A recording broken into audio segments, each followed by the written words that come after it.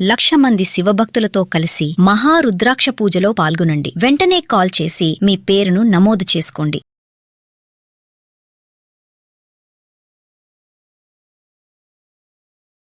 Welcome to అందమైన జీవితం. నమస్తే డాక్టర్ గారు. నమస్తే జయ గారు. నమస్తే. చదువుకునే వయసులోనే డిగ్రీ కంప్లీట్ చేసిందో లేదో ఇక్కడికి వచ్చేసింది హైదరాబాద్. ఇండస్ట్రీ అంటే అమ్మా తనకి స్క్రీన్ లో కనిపించాలి, సో హైదరాబాద్ వచ్చేసింది. ఇక్కడ తను ఎలాంటి ప్రాబ్లమ్స్ ని ఫేస్ చేసింది, తన పరిస్థితి ఏంటి, ఇప్పుడు ఎటు వెళ్ళాలో తేల్చుకొని స్థితిలో ఉంది ఆ అమ్మాయి. ఒకసారి వెంటనే కాల్ చేసేస్తాను. అమ్మా చాలా ఈ డైలమా సిచ్యువేషన్స్ అనేవి చాలా కామన్ అమ్మా. Where there is a lot of competition. ఎక్కడైతే కాంపిటీషన్ ఉంటుందో అక్కడ కాన్ఫ్లిక్ట్ కూడా ఉంటుంది. వెరీ అట్రాక్టివ్, చాలా యూత్ ని మరీ ముఖ్యంగా ఇన్ఫ్లుయెన్సింగ్. హలో అవును మేడం. నేను జయానండి, అందమైన జీవితం ప్రోగ్రామ్ నుంచి కాల్ చేస్తున్నాను. నమస్తే మేడం. నమస్తే అండి, మీతో మాట్లాడొచ్చా? మాట్లాడొచ్చు మేడం. రైట్, నేను చూసానండి, డాక్టర్ గారికి బ్రీఫ్ గా చెప్పాను. నాతో పాటు డాక్టర్ కళ్యాణ్ చక్రవర్తి గారు కూడా ఉన్నారు. బ్రీఫ్ గా కొంచెం మీ ఇష్యూ ఏంటి, మీరు ఏం కోరుకుంటున్నారు అందమైన జీవితం నుంచి? హేమలత నమస్తే అమ్మా, నేను డాక్టర్ కళ్యాణ్ చక్రవర్తి. నమస్తే డాక్టర్ గారు. నమస్తే అమ్మా. నమస్తే అమ్మా. చెప్పండి అమ్మా, సమస్య ఏంటి? ఫస్ట్ మీ వయసు ఎంత, మీరు ఏ ఊరు, ప్రస్తుతం ఎక్కడున్నారు? సార్ ఇప్పుడు నాకు 26 ఇయర్స్ అండి. మాది నెగిటివ్ ప్లేస్ వచ్చి రాజమండ్రి. రాజమండ్రి, ఓకేనమ్మా. ప్రస్తుతానికి హైదరాబాద్ లోనే ఉంటున్నా. ఇక్కడే ఉన్నారు. మ్యారేజ్ అయిందమ్మా? మ్యారేజ్ కాలేదండి. క్వాలిఫికేషన్ అమ్మా, చదువుకున్నారా? డిగ్రీ డిస్కంటిన్యూ అండి. ఓకే, చెప్పండి అమ్మా. అయితే డాక్టర్ గారు ఇప్పుడు నాకు ఎటు అర్థం కాని పరిస్థితి డాక్టర్ గారు. నాకు చావు ఒకటే కనిపిస్తుంది కళ్ళ ముందు. నేను సర్వం కోల్పోయాను. నేను యాక్టర్ అవుదామని వచ్చాను డాక్టర్ గారు. నాకు స్క్రీన్ మీద కనిపించడం అంటే చాలా ఇంట్రెస్ట్. ఇప్పుడు నేను ఒక అతని చేతిలో మోసపోయాను. నేను ముందుకు ఎలా వెళ్ళాలో నాకు ఏంటో ఏం అర్థం కాక యూట్యూబ్ లో మీరు అందమైన జీవితం ప్రోగ్రామ్ చూసి మీకు మెయిల్ చేశాను డాక్టర్ గారు. బాధపడకండి హేమలత, మీరు మాకు మెయిల్ చేశారు, చాలా ధైర్యంగా మెయిలే పెట్టారు కదా, ధైర్యంగా ఉండాలి. నా కళ్ళ ముందు నా చావే కనబడుతుంది. అయ్యో లేదు. నో అమ్మా, every problem as a solution. ధైర్యంగా ఉండు. బహుశా నువ్వు ఎవరికి చెప్పుకోలేక మాకు చేసినట్టున్నావు. ఎప్పుడైతే చెప్పటం మొదలు పెడతావో ఆటోమేటిక్గా నీకు సొల్యూషన్ కనిపించడం మొదలవుతుంది. ఫస్ట్ ఫ్యాక్ట్స్ చెప్పమ్మా. నీ ఇమోషన్స్ అనేది కొద్దిగా నిన్ను నువ్వు ఓదార్చుకుంటూ ఫ్యాక్ట్స్ చెప్పండి. చిన్నప్పటి నుంచి నాకు యాక్టింగ్ అంటే చాలా ఇంట్రెస్ట్. స్కూల్లో కానీ కాలేజ్ లో కానీ నేను బాగా ప్రోగ్రామ్స్ లో పర్ఫార్మెన్స్ చేసేదాన్ని, బాగా యాక్ట్ చేసేదాన్ని. అడిగి మరి నేను చిన్న క్యారెక్టర్లన్నా చేసేదాన్ని. మా ఫ్రెండ్స్ అంతా నువ్వు చాలా బాగున్నావు, బాగా యాక్ట్ చేస్తున్నావు, నువ్వు యాక్టర్ అవుతావు, నువ్వు ట్రై చేయొచ్చు కదా అనేవారు. ఇంకా నాకు చిన్నప్పటి నుంచి ఇంకా అదే విషయం నేను మైండ్ లో పెట్టుకున్నాను. అలా పెట్టుకుంటుండగా ఇంట్లో కూడా తెలుసు నాకు యాక్టింగ్ అంటే ఇష్టం అని. పిచ్చి ఎక్కువైపోతుంది, ఇందుకు పెళ్లి చేయాలనేసి వాళ్ళు ఆలోచించారు మేడం. ప్రపంచం పొగట్టమే గానీ ఇంట్లో వాళ్ళు అయితే మాత్రం అది ఎంకరేజ్ చేయలేదు ఏమ్మా? ఇంట్లో వాళ్ళు చేయరండి. చాలా పద్ధతి గల ఫ్యామిలీ, ఇంట్లో అసలు ఒప్పుకోరు. ఇలా 3-4 సంబంధాలు చూసారు సార్. చూసిన తర్వాత ఒకటి ఓకే చేశారు. నాకు తెలియకుండా ఓకే చేసి మన్నాడే నీకు నిశ్చితార్థం రేపు అని చెప్పారు. ఆ రోజు ముందు రోజు చెప్పారు నాకు. ఆర్థిక పరిస్థితి అమ్మా ఇంట్లో నాన్నగారికి? ఆర్థిక పరిస్థితి బాగానే ఉందండి మాకు. నాన్నగారు ఫైనాన్స్ ఇస్తారు, ఫైనాన్స్ బిజినెస్ బాగానే ఉంది. సో ఒక రోజు ముందే నీకు చెప్పారు ఏమ్మా? ఎందుకమ్మా అంత లాస్ట్ మినిట్ చెప్పాల్సిన అవసరం ఏముంది? అంటే నాకు యాక్టింగ్ అంటే ఇంట్రెస్ట్, నా మ్యారేజ్ ఒప్పుకోనని వాళ్ళకి కూడా కొంచెం అర్థమైంది నా గురించి. అంతకు ముందు ఏమైనా సంబంధాలు వస్తే కొట్టేశారమ్మా మీరు? లేదండి, లేదు. అంటే నాకు తెలియకుండా మ్యారేజ్ చేసేద్దాం అనేసి వాళ్ళు నిశ్చయించుకున్నారు. సరే చెప్తారు. ఓకేనమ్మా.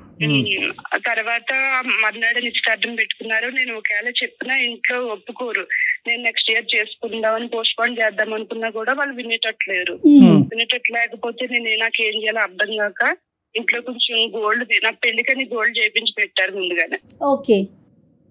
గోల్డ్ కొంచెం 30,000 మనీ తీసుకుని నైట్ నేను ట్రైన్ ఎక్కి హైదరాబాద్ కి వచ్చేసాను. ఇక్కడ ఎవరైనా పరిచయాలు ఉన్నాయా హేమలత మీకు హైదరాబాద్ రావటానికి? మేడం నాకు ఇక్కడ ఎవరు ఏం తెలియదు మేడం. డైరెక్ట్ గా వచ్చేసారు. ఇంకా సికింద్రాబాద్ కి వచ్చాను. వచ్చి అక్కడే 3 days అలా లాడ్జ్ లో ఉన్నాను. ఇది కరెక్ట్ కాదు, ఇలా లాడ్జ్ లో ఉండకూడదు అనేసి అలాగ కొంచెం అటు ఇటు కొంచెం చూసుకుని ఒక రూమ్ తీసుకున్నాను మేడం. రూమ్ తీసుకుని ఫ్యామిలీ ఉన్న పక్కనే ఉండేదాన్ని. ఓకే. ఉంటే ఆంటీ వాళ్ళు ఏంటమ్మా ఒకదాని ఉన్నావు, ఎలా వచ్చావు, దేని గురించి, స్టడీ గురించి ఏంటి అని అన్ని అడిగారు. ఆంటీకి లేదు ఆంటీ, నాకు యాక్టింగ్ అంటే ఇంట్రెస్ట్, దాని గురించి వచ్చాను, ఇప్పుడు నాకు ఏం చేయాలి ఏంటి ఏం అర్థం కావట్లేదు అంటే, అమ్మా నువ్వు ఇక్కడ ఉండడం కరెక్ట్ కాదు, నువ్వు జూబ్లీహిల్స్, బంజారాహిల్స్ అటు వెళ్ళి ఆఫీసులు ఉంటే అక్కడ ట్రై చేయి అని చెప్పారు ఆంటీ. పెళ్లి అనేటటువంటి అంశం లేకపోయినా నా గోల్ నన్ను రీచ్ అవడానికి మా తల్లిదండ్రులకి ఇష్టం లేదు కాబట్టి ఈ గోల్ ఫుల్ఫిల్ చేసుకోవడానికి, నా గమ్యం నేను చేరడానికి ఎప్పటికైనా నువ్వు బయటకు వచ్చుండేదాన్ని. ఎప్పటికైనా నేను బయటకు వచ్చేదాన్ని, లేట్ గానే వచ్చేదాన్ని డాక్టర్ గారు. ఈ పెళ్లి అనేటటువంటి అంశం మాత్రం, పెళ్లి చూపులు అనే అంశం మాత్రం అగ్గికి ఆర్జం పోసినట్టు నువ్వు ఇమీడియట్ గా డెసిషన్ తీసుకునేటటువంటి విధంగా అది మార్చింది. Right, got it. Okay, aunty నీకు సముదాయించి ఇక్కడ కాదమ్మా నువ్వు జూబ్లీ బంజారాహిల్స్ లో వెళ్ళి ఉండు, అక్కడ నీకు ఆపర్చునిటీస్ ఉంటాయి, ఫిలిం నగర్ రండి అనండి. ఏమైందమ్మా తర్వాత? డాక్టర్ గారు నేను కృష్ణానగర్ లో నేను ఇల్లు తీసుకుని ఉన్నాను. అలా కొన్ని రోజులు ఉన్న తర్వాత నాకు ఒక డైరెక్టర్ పరిచయం అయ్యాడు డాక్టర్ గారు. ఆయన ఫ్రెండ్లీగా మాట్లాడేవాడు. మాట్లాడుతూ నేను నాకు ఇలా నేను యాక్టర్ అవుదామని వచ్చాను, నాకు చాలా ఇంట్రెస్ట్ స్క్రీన్ మీద కనిపించడం, ఏమన్నా మంచి క్యారెక్టర్ నుండి చూపిస్తారంటే, నాకు వాళ్ళ తెలుసు వీళ్ళ తెలుసు, నేను డైరెక్టర్ అది ఇదని చెప్పి నా స్టిల్స్ అవి తీసుకుని నన్ను కూడా 2-3 సార్లు ఆఫీసులు తీసుకెళ్తూ వాళ్ళు వెళ్ళి పరిచయం చేశారు డాక్టర్ గారు. డైరెక్టరా, సో కాల్డ్ డైరెక్టరా? అది కాబోయే డైరెక్టర్ అంట, నెక్స్ట్ డైరెక్టర్. నాకు ఇంట్రెస్ట్. అతను కాదు తల్లి, అందరు ఆడపిల్లలు ఇదే నమ్ముతారు, ఇదే ప్రాబ్లము. ఇతను చెప్పుకోవటమా, నువ్వు వేరే ద్వారా కూడా ఇతను డైరెక్టర్ విన్నావా? అతను చెప్పడమే డాక్టర్ గారు, వేరే వాళ్ళు ఎవరు చెప్పలేదు. ఇదే సమస్య, అందరూ అతను చెప్తారు. సరే చెప్పమ్మా. తర్వాత నా స్టిల్స్ అవి తీసుకుని ఆఫీసులకి వెళ్ళాం, ఇచ్చాం, బాగానే ఉంది, అందరితో మాట్లాడేవాడు అనుకున్న స్టూడియోలో. అయితే నాకు నమ్మకం కుదిరింది, అంటే ఇతను అయ్యి ఉండొచ్చు, వీళ్ళలా తెలుసు, అందరితో మాట్లాడుతాడు కదా, నేను నమ్మొచ్చు అనేసి నమ్మిన తర్వాత కొన్ని రోజులు స్నేహంగా ఉన్న అతను ఒక రోజు మాట్లాడి, నువ్వు నాతో, నేను నీకు ఏమైనా క్యారెక్టర్ ఇప్పించాలన్నా చేయాలన్నా, నేను ముందుకు తీసుకెళ్ళాలన్నా, నీ లైఫ్ లో నీ గోలు నువ్వు నెరవేర్చాలన్నా నేను చెప్పినట్టు వినాలి, వింటేనే నువ్వు స్క్రీన్ మీద కనిపిస్తావని చెప్పాడు డైరెక్ట్ గా. చెప్పిన తర్వాత ఒక రోజు రూమ్ కి రమ్మని, నేను పిలిచినప్పుడల్లా రూమ్ కి రావాలి అని చెప్పాడు. అప్పుడు నాకు ఏం అర్థం కాలేదు, ఒక రోజు అంతా ఆలోచించి ఏంటి నాకు ఇక్కడ ఏం తెలియదు, నేను ముందుకు వెళ్ళాలంటే తప్పదు, ఇంకా నేను వెళ్ళాల్సింది అని నా మనసు చంపుకుని డాక్టర్ నేను రూమ్కి వెళ్ళాను.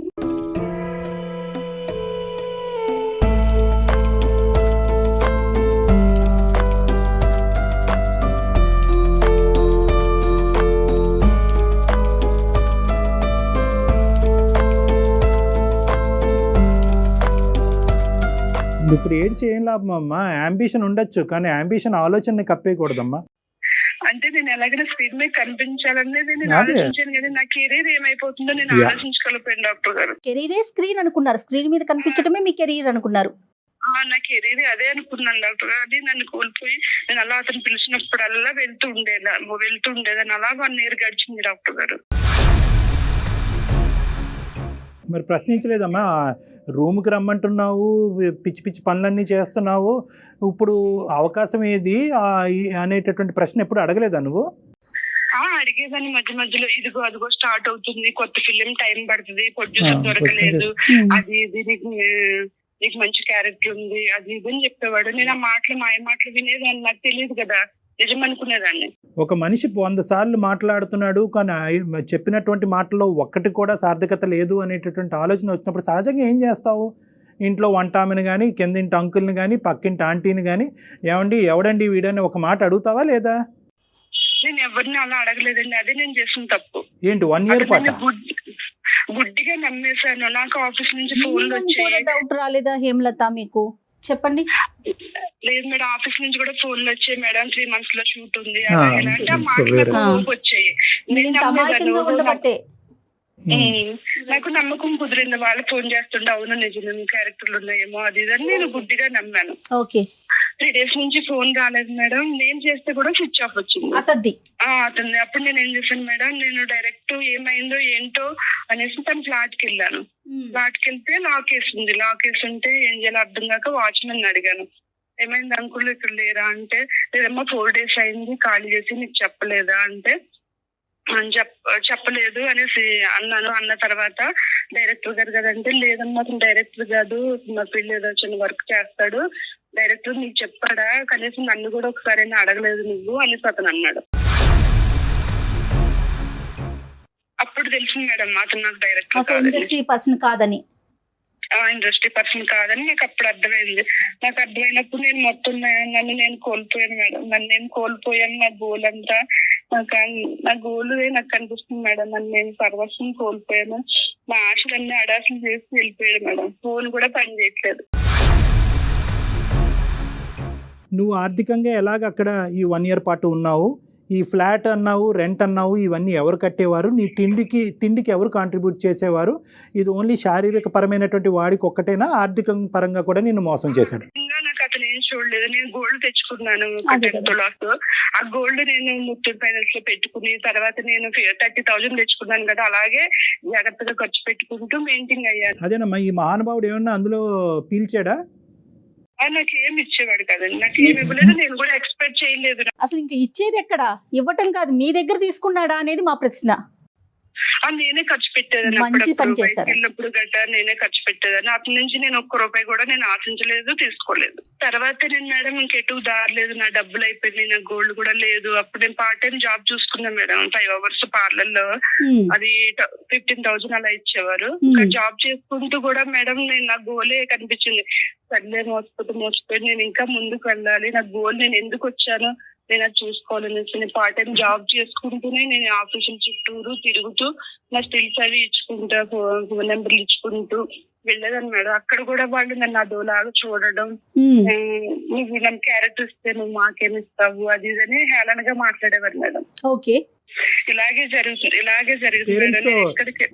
పేరెంట్స్ తో కాంటాక్ట్ ఏంటి నాన్న? ఏమయ్యారు పేరెంట్స్? ఏమయ్యారు పేరెంట్స్ తో నేను కాంటాక్ట్ కాలేదండి. కాకపోతే నా క్లాస్మేట్ అమ్మాయి ఉంది. నేను అప్పుడప్పుడు కాల్ చేస్తాను. ఆ మమ్మీ డాడీ గురించి చెప్తుంది కానీ నా గురించి వాళ్ళకి చెప్పదు. నా ఫ్రెండ్ వాళ్ళ వైపు నుంచి కాల్ రావటం కానీ వాళ్ళు ఏమన్నా మీతో మాట్లాడే ప్రయత్నం కానీ ఎప్పుడు జరగలేదా ఈ 1 year లో? లేదు మేడం, నేను వచ్చేటప్పుడే నేను సిమ్ తీసేసాను. వేరే కొత్త సిమ్ మీ కాంటాక్ట్ వాళ్ళ దగ్గర లేదు? లేదు, నా ఫ్రెండ్ కాంటాక్ట్ ఉంది. కనుక అప్పుడప్పుడు నేనే చేసి మాట్లాడేదాన్ని. మీ ఫ్రెండ్ అడిగేవారట అమ్మ వాళ్ళు, ఇది ఎక్కడుంది ఏంటి నీకేమన్నా తెలుసా అని అమ్మాయిని ఏమైనా ఎంక్వైరీ చేసేవారట? లేదండి, నన్ను అంటే అసైన్ చేసుకుంటున్నారంట. ఇంట్లోంచి వెళ్ళిపోయింది, మా మంచి ఫ్యామిలీ, ఇప్పుడు మేము తలెత్తుకు తిరగలేకపోతున్నాం, మాకు అది ఉన్నా సచిన ఒకటే అని నా ఫోటోకి దండేశారంట మేడం. నాకు పిండం కూడా పెట్టేశారంట మేడం. నాకు వెళ్ళడానికి కూడా లేదు మేడం. ఇప్పుడు నేను ఇక్కడ ఎలా బ్రతకాలి? నేను ఊరు వెళ్తే అమ్మ నాన్న నన్ను యాక్సెప్ట్ చేయదు.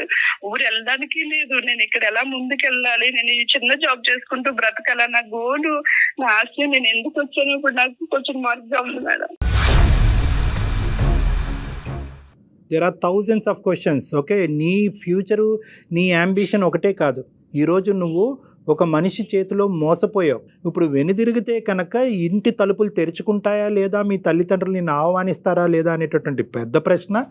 మూడోది ఏంటంటే, నీకు తెలియనటువంటి ఇంకో భయంకరమైంది ఏంటంటే, ఏదైతే మీ ఫ్రెండు చాలా సూపర్ఫిషియల్గా నీకు కమ్యూనికేట్ చేస్తుంది కానీ ఖచ్చితంగా మీ తల్లిదండ్రుల యొక్క మానసిక పరిస్థితి, ఆరోగ్య పరిస్థితి, ఏ వివరాలు నీ వరకు చేరలేవు. సో చాలా ప్రశ్నలు ఉన్నాయి. This is not a simple thing. నీలాంటి అమ్మాయిలు ఈ ఇండస్ట్రీ అనేటటువంటిదో లేదంటే ఇంకో ఇండస్ట్రీ అనేది కాకుండా ఏ ఇండస్ట్రీ అయినా, ఏ కంపెనీ అయినా, ఏ ఫ్యాక్టరీ అయినా, ఏ కెరియర్ అయినా కూడా మోసపోయేటటువంటి తత్వం నీలో ఉంటే కనుక మోసం చేయడానికి 100 మంది ఉంటారు. అది ఎక్కడైనా నాట్ అబౌట్ దిస్ ఇండస్ట్రీ అంటే కనుక ఈ రంగులు కదండి. మనుషుల్ని నమ్మకంగా అందరిని నెగిటివ్ గా చూసుకుంటే ఎలా పోతాడు డాక్టర్ గారు? నమ్మకం ఉంటేనే కదా ముందుకు వెళ్తాము. నమ్మకం అనేటటువంటిది ఈజ్ ఆల్వేస్ కండిషనల్ అమ్మా. ఎస్పెషల్లీ వయసులో ఉండేటటువంటి ఒక ఆడపిల్లకి నమ్మకం అనేటటువంటి ఆస్పెక్ట్ ఒక కండిషనల్. జడ్జిమెంట్ అనేటటువంటిది కండిషన్. నీకేమైంది అంటే కనుక వెనక ముందు నీకు ఒకటే కనిపించింది, నీ అంబిషన్ ఒకటే కనిపించింది, నీ కెరియర్ ఒకటే కనిపించింది. 100 అయినా 106 సాధించాలని అనుకున్నావు. ఎప్పుడైతే ఇంట్లోంచి బయటకు అడుగు పెట్టావో, నేను తప్పు చేస్తున్నానని నీ మనస్సాక్షికి తెలియటంతో ఏంటంటే ఎప్పటికైనా వెనక్కి వచ్చి నా తల్లిదండ్రులు ఎదురుగుంటా తలెత్తుకుని నేను ఇంత పెద్ద హీరోయినో ఏదో అయ్యాను అని చెప్పుకోవటానికి నువ్వేమైందంటే కనుక ఇంకా గుడ్డిగా నీ ప్రయాణం ఇంకా ముందుకు కొనసాగిందని సాక్రిఫైస్ చేసేసింది. చాలా మంది ఆడపిల్లలు జయగారు బయటకు వెళ్ళిన తర్వాత అప్పటి వరకు అంబిషన్ ఒక లెవెల్లో ఉంటుంది. ఎప్పుడైతే కనుక తల్లిదండ్రులకి కుటుంబానికి వ్యతిరేకంగా బయటకు అడుగు పెడతారో ఆ స్పీడ్ ఇంకా స్పీడ్గా పెంచుతారు. ఆ స్పీడ్లో కాస్త ఆలోచన అన్నది నాశనం అయిపోతుంది. వాళ్ళు ఇబ్బందులు పడినా కూడా స్పీడ్ పెంచుతారంటారా? ఇప్పుడు ఈ అమ్మాయి ఆ అంకుల్ని ఎప్పుడు మాట్లాడింది? కరెక్ట్ కాదు అని ఒక్క మనిషి చెప్పాడు తన జీవితంలో. అంతే. 10 మంది చెప్పినా కూడా నమ్మకుండా కదా, ఒక్క మనిషి ఎప్పుడు చెప్పాడంటే కనుక ఫోన్ కాల్ ఎత్తకపోయేటప్పటికి చెప్పాడు, అతను అడిగింది. అంటే అప్పటి వరకు వేరే వ్యక్తిని ఈ వ్యక్తి గురించి తెలుసుకోవాలని ఎందుకు అనుకోలేదంటే అతను మాటకారే అయి ఉండొచ్చు, మోసగాడు అయి ఉండొచ్చు, ఇదంతా వేరే విషయం. కానీ బహుశా ఈ మనిషి గురించి నేను ఎంక్వైరీ చేసినట్టుగా ఈ మనిషికి తెలిస్తే కనుక రేపొద్దున వచ్చిన అవకాశం పోతుందేమో, ఆ సపోర్ట్ కూడా ఉండదేమో. సపోర్ట్. సో ఇప్పుడున్న పరిస్థితిలో హేమ, డాక్టర్ గారు చెప్పండి. ఇప్పుడు 2 థింగ్స్. ఒకటి, ఎందుకు ఇలా జరిగింది అనేటటువంటి అంశం గురించి మనం డిస్కస్ చేసుకోవటం. 2, నీ మనసులో ఇప్పటికీ కూడా ఏంటి నీ అంబిషన్, నీ గోల్. ఇంత దెబ్బతిన్న తర్వాత ఈ దెబ్బని మళ్ళీ దాన్ని మళ్ళీ హీల్ చేసుకుని ముందుకెళ్ళటమా, లేదంటే తగిలిన దెబ్బ చాలు అని చెప్పి వెనుదిరిగి అమ్మాల దగ్గరికి వెళ్ళటమా? నీ థాట్ ప్రాసెస్ ఏంటమ్మా? డాక్టర్ గారు నేను ముందుకే వెళ్దాం అనుకుంటున్నాను. నేను ఇంటికి ఏ మొహం పెట్టుకుని వెళ్ళను డాక్టర్ గారు. నేను కోల్పోయాను, నేను నాశనం అయిపోయాను. నేను ఎదురుగా కూడా వెళ్ళి మాట్లాడలేని పరిస్థితి డాక్టర్ గారు. నా గోలే కనిపిస్తుంది డాక్టర్ గారు. ఇప్పుడు కూడా నేను వెళ్ళలేను డాక్టర్ గారు ఇంటికైతే. గోల్ నీ గోల్ని తొక్కేసేయి. నువ్వు ఈ ఇండస్ట్రీలో కాదు, ఏ ఇండస్ట్రీలో ఉన్నా కూడా నీ అంబిషన్ నీ ప్యాషన్ తప్పు అనేటటువంటి అధికారం ఎక్కువ ఎవరికీ లేదు.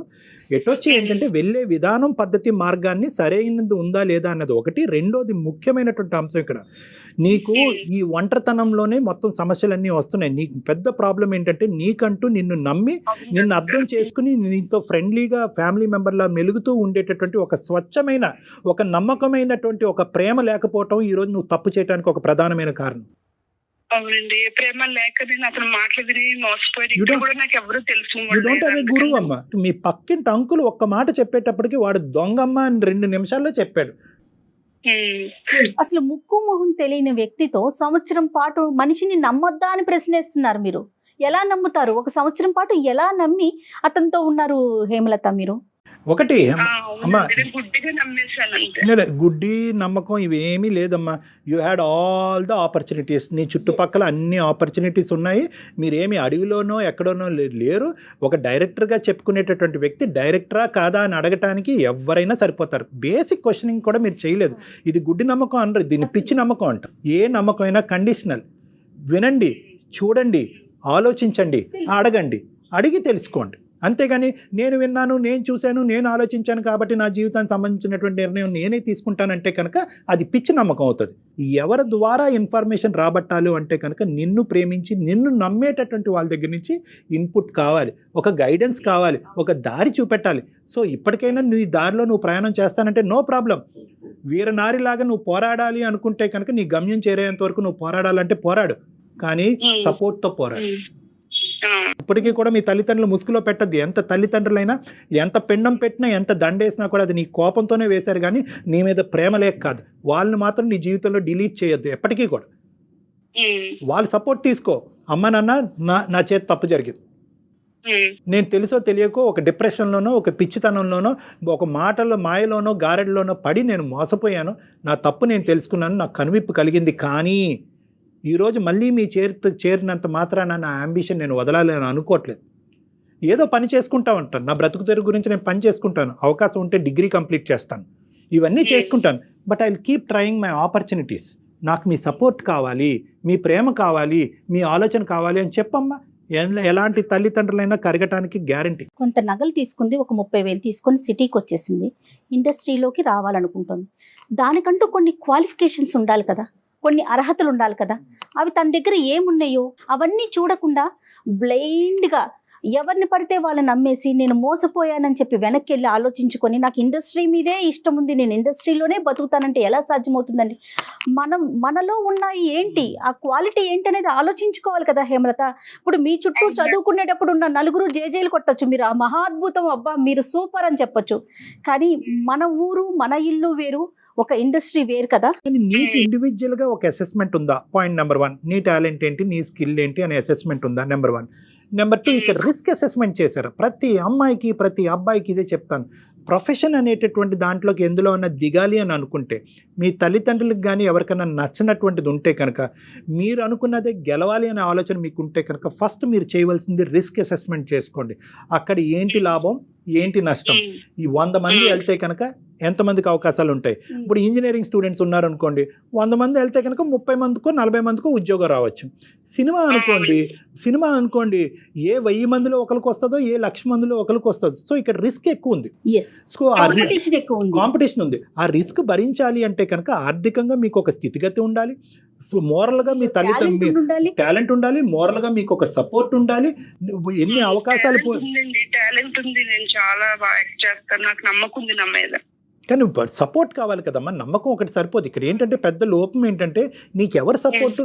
నీ టాలెంట్ బయటకు తీసుకురావడానికి ఒక మార్గం ఉండాలి కదా హేమలత. అందుకని మీకు కనిపించిన ప్రతిదాన్ని అదే మార్గం అని వెళ్ళిపోతున్నారు కదా, అది కాదు కదా. అంటే ఇక్కడ నిన్ను నిరాశపరిచేటటువంటి విధంగా మేము మాట్లాడట్లేదమ్మా, నిన్ను ప్రోత్సహిస్తున్నాను. బహుశా ఇంకొకళ్ళు అయితే కనుక ఏమంటారంటే పన్ని కష్టాలు పడ్డావమ్మా, ఎందుకు ఈ గోల, వెళ్ళి చిన్నపాటి ఉద్యోగం చేసుకొని. కానీ నువ్వేంటంటే ఇంత దెబ్బ తగిలిన తర్వాత కూడా నా నమ్మకం దీని మీదే ఉంది, నా ప్యాషన్ ఇదే ఫుల్ఫిల్ చేసుకోవాలని గట్టిగా అంటున్నావు. కాబట్టి నేనేమంటున్నానంటే you can carry forward, no problem. కానీ నమ్మేటటువంటి దాంట్లో ఒక విధమైనటువంటి కండిషన్ అన్నది ఉండాలి, తల్లిదండ్రుల యొక్క సపోర్ట్ అనేటటువంటిది ఉండాలి, గుడ్డి నమ్మకం అన్నది ఉండకూడదు. నీకంటూ నిలదొక్కుని ఒక ప్యారలల్గా ఒక ప్రొఫెషన్ చేసుకుంటూ, వీలుంటే డిగ్రీ కంప్లీట్ చేస్తూ, సినిమాకి సంబంధించిన ఏదైనా కోర్స్ కంప్లీట్ చేసి ఒక సరైనటువంటి వ్యక్తి ఎవరైనా నీకు దారి చూపెడితే ఆ దారిలో నడుచుకుని ముందుకెళ్ళటం అన్నది బెటర్. సరే డాక్టర్ గారు, థాంక్స్ అండి. ఓకేనా, ధైర్యంగా ఉండండి Hemalatha. Reconnect with your parents. వాళ్ళు మీ అమ్మ నాన్న తిట్టచ్చు, కొట్టచ్చు, ఏ చేసినా పర్వాలేదు, మనం చేసినటువంటి తప్పుకి ఆ మాత్రం శిక్ష అనుభవించక తప్పదు. At the end of the day they are your parents. వెళ్ళి వాళ్ళని కలిసి జరిగిందంతా చెప్పి క్షమించమని అడిగి తర్వాత మీ కెరీర్ గురించి నేను చెప్పిన విధానంగా ఆలోచించడం ప్రారంభించండి. ఓకే అమ్మా, all the best. Right Hemalatha, God bless you అమ్మా, టేక్ కేర్. థాంక్యూ. సింధూరు సినిమాలో మనం ఏదో ఒక చిన్న బిట్టు చూస్తాం, చాలా ఇవి ఉన్నాయమ్మా, ఇవి చాలా. కానీ ఇప్పటికీ ఇలా ఉన్నారా అండి? నాకు అంటే మనం పాతకాలం హీరోలు హీరోయిన్లు ఎక్కువగా హీరోల గురించి వింటూ ఉంటాం, వాళ్ళ స్టోరీలు చెప్పినప్పుడు నేను ఇంట్లో నుంచి వెళ్ళిపోయాను, మెడ్రాస్ వెళ్ళిపోయాను, ఒక రూమ్ లో ఉన్నాను, ఇలాంటివి వింటాం. ఈ రోజుల్లో కూడా ఆడపిల్లలు అయ్యింది ఎలా ఎవరైనా ఒక 95% మంది ఏంటంటే కనుక సంపాదన ఉండాలి, నేమ్ అండ్ ఫేమ్ ఉండాలి అనేటటువంటిది ఆలోచన సర్వసహజంగా ఉంటుంది. మీరు ఇందాక అన్నారు ఒక మాట, రంగుల ప్రపంచం అన్నారు.